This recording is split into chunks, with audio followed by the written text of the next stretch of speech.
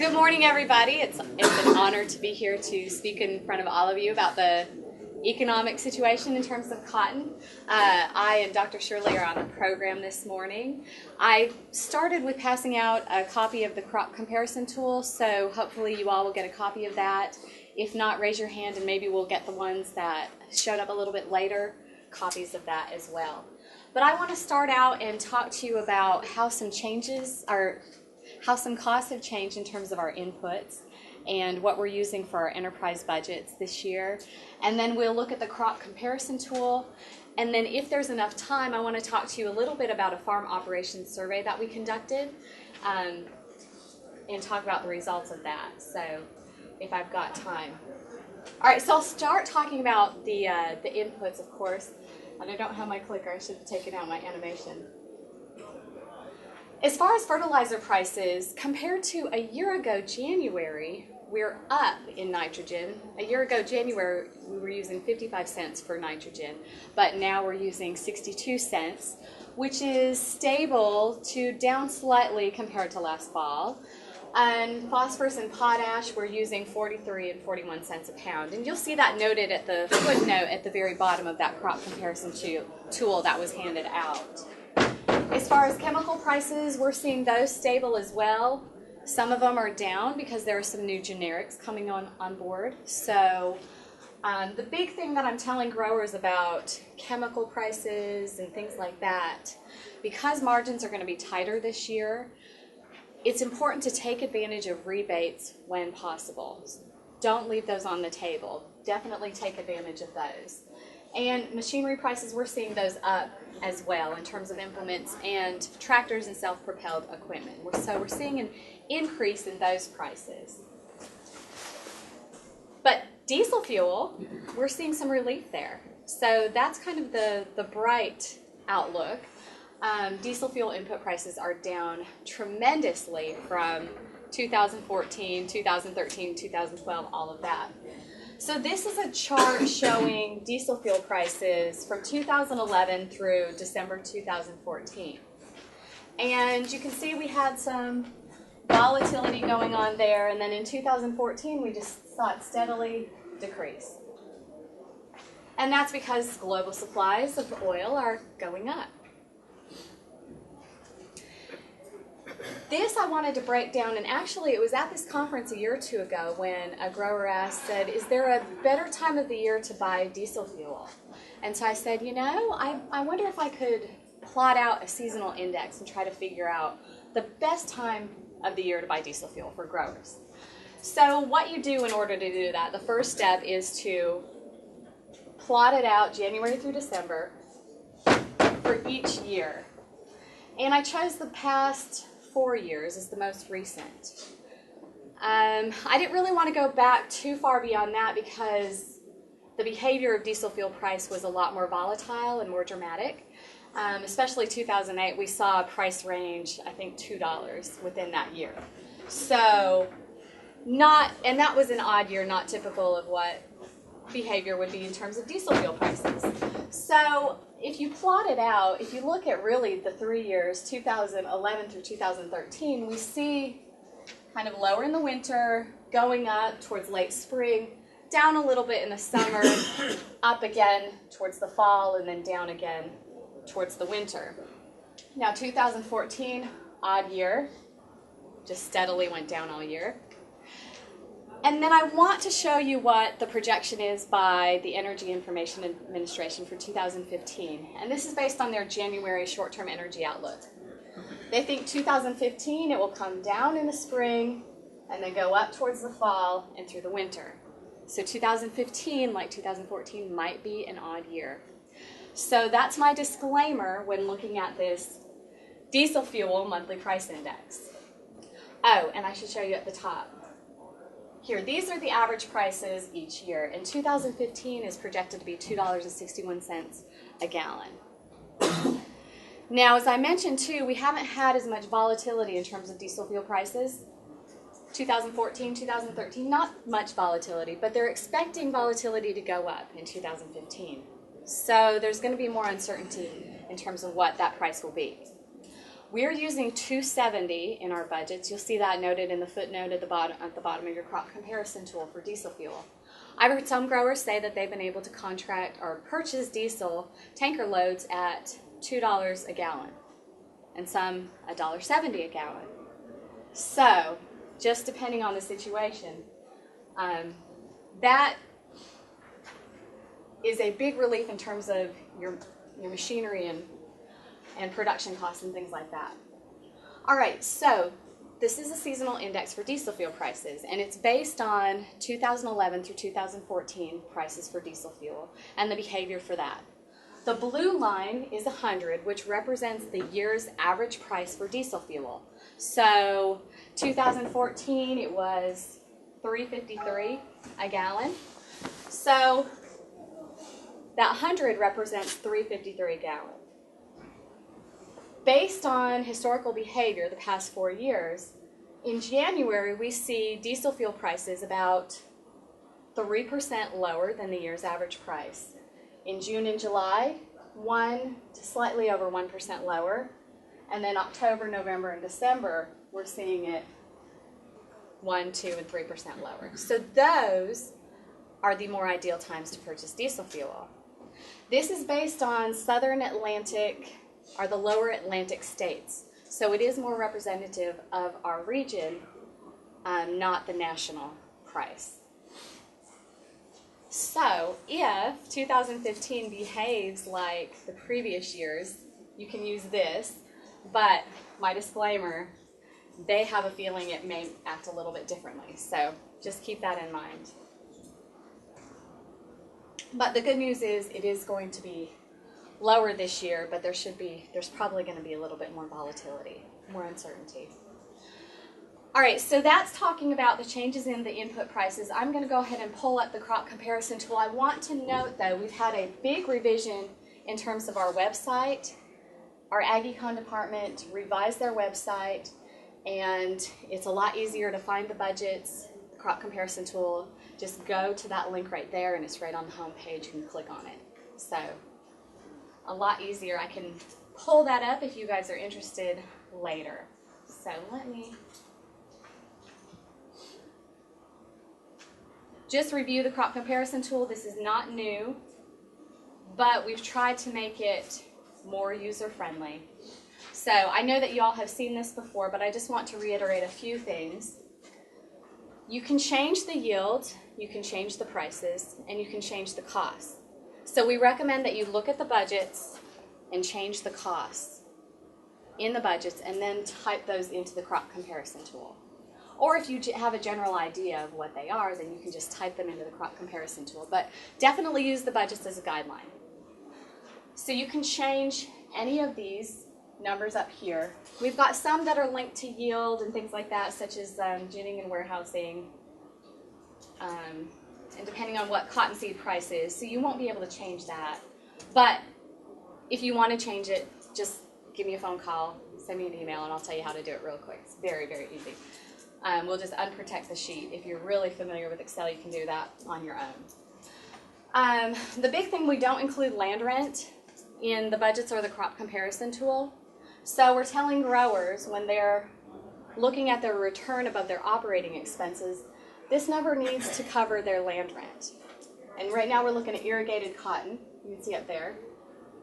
So that needs to cover their land rent. If you cannot cover your operating expenses, it's not rational to plant.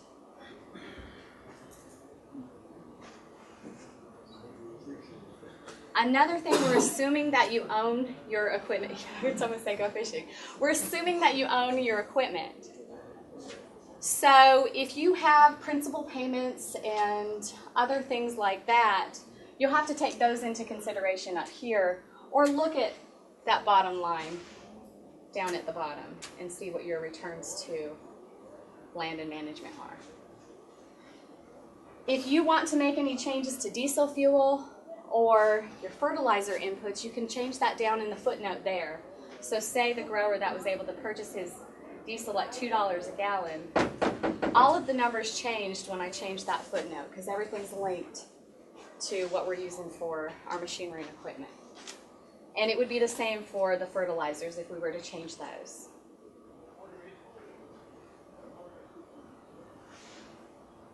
So that is a big thing for you to keep in mind.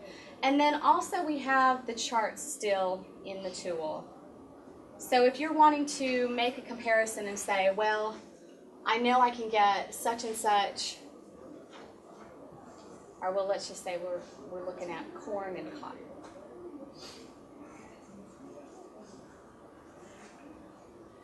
And you can check the bottom of the chart. It's based on the footnotes. So any changes that you make to yield for irrigated corn or cotton, or your dryland corn or cotton, you can automatically any changes that you make on those front sheets are automatically interpreted onto the chart.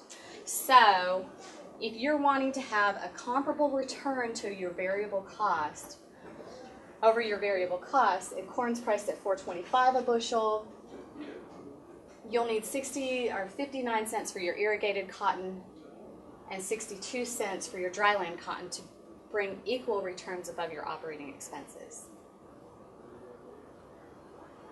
And that's assuming the yields that we put on that front page and so on, and the cost that we have in there as well. So that's another neat feature available to the crop comparison tool. Any questions or comments, numbers that you would like to see changed? Dr. Shirley will explain the expected season average price in his outlook following me.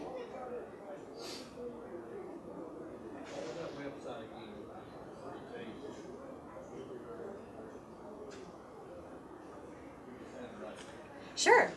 It's agecon.uga.edu/extension.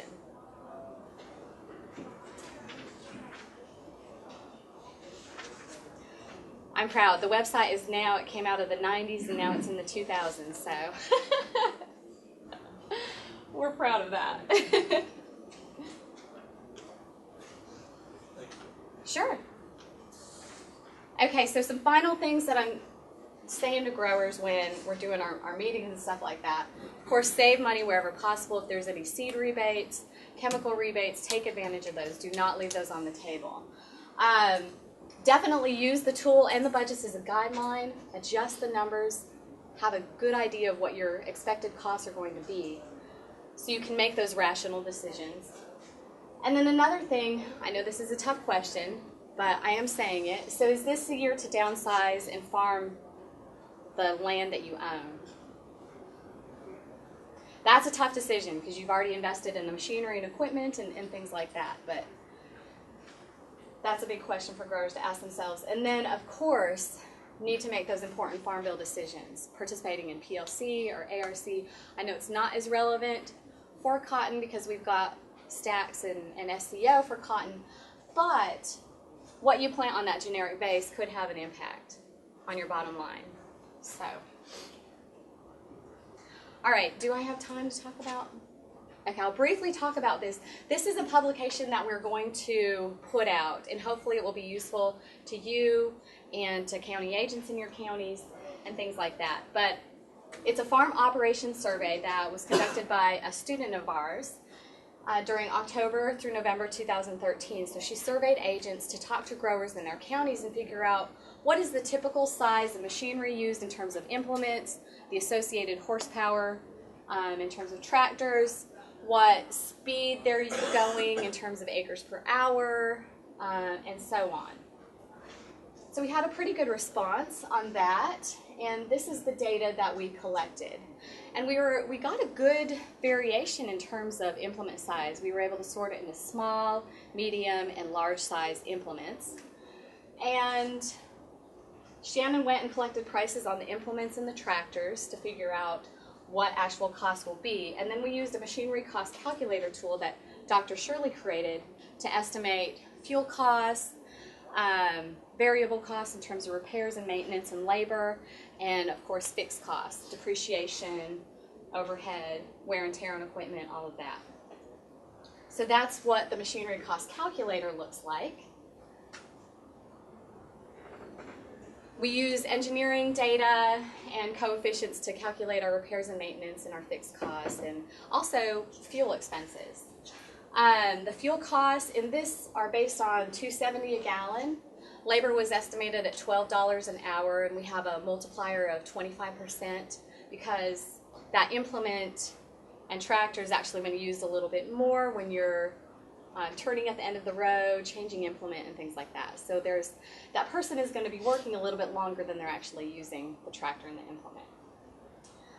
And fixed costs are estimated based on annual use, and that could be total hours in the year or total acres in the year.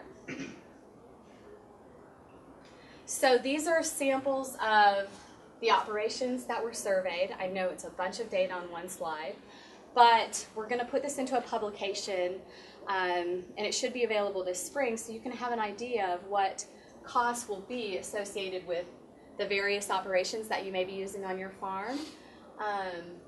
There used to be a publication released, and I think the last time it was published was over 10 years ago, before Dr. Given retired, up in Athens, and he just had one implement per operation, or one size per operation. So this is more diverse, so you can figure out, approximately what things cost you on your farm.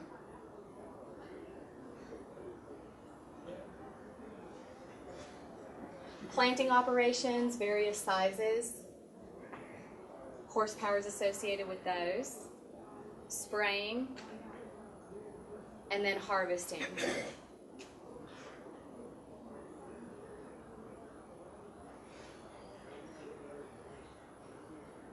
We don't have a 4-row cotton picker in there, and this is a basket picker. This isn't the onboard module builder.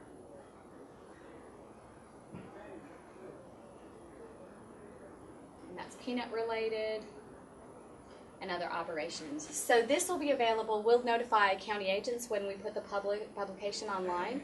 So they'll probably put it out in their newsletter and let you guys know when it's available. But this should complement the custom rate survey that our colleague up in Athens, Cesar Escalante, publishes every other year or so. So give you an idea of what costs are. And of course, fixed costs can vary depending on total acreage and total hours of use, but a general idea there. So any questions for me about input costs, the crop comparison tool, the budgets, or farm machinery operations, or comments? On the fixed costs per acre, where do y'all get the 125 for irrigation? Okay, so that's assuming that we have a center pivot and it's covering 160 acres, but it's just, I've got an irrigated budget. I can show you. I mean, is it talking about buying the food and paying for it, or is it talking about just like general use of it? That's not buying and paying for it, so that's generally using it, the wear and tear, because the depreciation that we have, buying and paying for it, they're probably only going to finance it for 7 years. We're using a 20-year life for Pivot, so it's a little bit different than financing it. Right. Good question. Any others? And let me know afterwards if you want to see that, how I calculate.